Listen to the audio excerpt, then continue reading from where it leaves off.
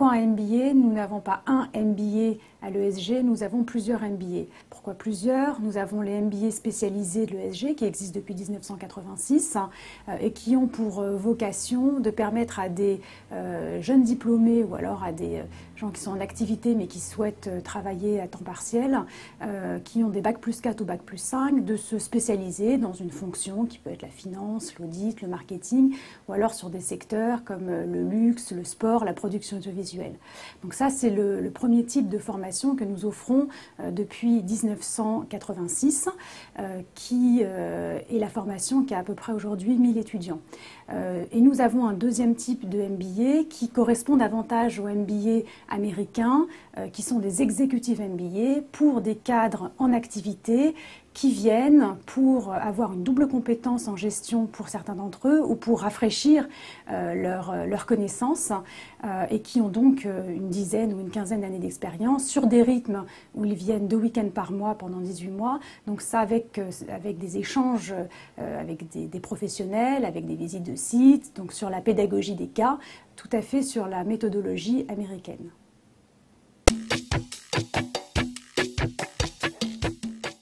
Nous avons lancé les programmes Executive MBA l'an dernier, en 2008-2009, avec notre première promotion, pour répondre à un besoin de cadres en activité qui ont entre 10 et 15 ans d'expérience, qui est d'obtenir une double compétence pour de nombreux ingénieurs qui ont développé des fonctions commerciales ou pour rafraîchir des compétences pour des cadres qui ont des bac+4 et qui souhaitent obtenir maintenant le fameux Graal du bac+5.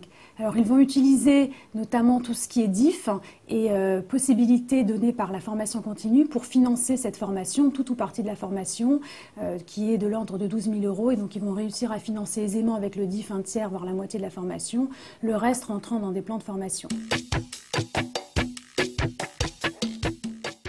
Alors, l'exécutif part-time MBA, c'est quoi son objectif? Son objectif, c'est effectivement de permettre à des personnes, généralement des ingénieurs, des juristes, bref, des spécialistes en entreprise, d'acquérir des compétences qui, pour le moment, leur manquent pour accéder à des postes d'encadrement, de management, de direction générale. Donc la formation se veut généraliste, c'est clairement son objectif, elle se veut généraliste, avec des compétences transverses, que l'on va acquérir d'abord sur des bases, puis après sur des éléments beaucoup plus techniques, et permettre bien évidemment aux apprenants, aux participants du MBA, d'accéder aux postes auxquels ils désirent accéder dans les années ou les mois qui suivent la formation.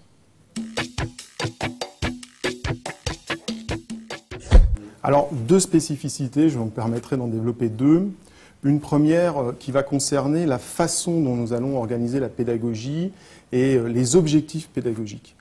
Notre objectif, c'est absolument pas de faire des théoriciens ou de balayer l'ensemble des théories.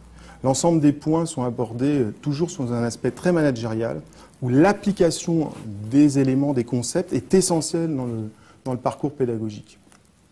Le deuxième point est vraiment lié au rythme. La volonté qu'on a eue de pouvoir étaler la formation sur 18 mois avec un rythme qui est tout à fait compatible avec une activité en entreprise doit permettre aux apprenants non seulement de continuer à mener leur carrière, parce qu'ils en ont besoin, ne serait-ce que financièrement, de continuer à s'investir dans leur entreprise tout en développant des compétences dans le cadre du MBA.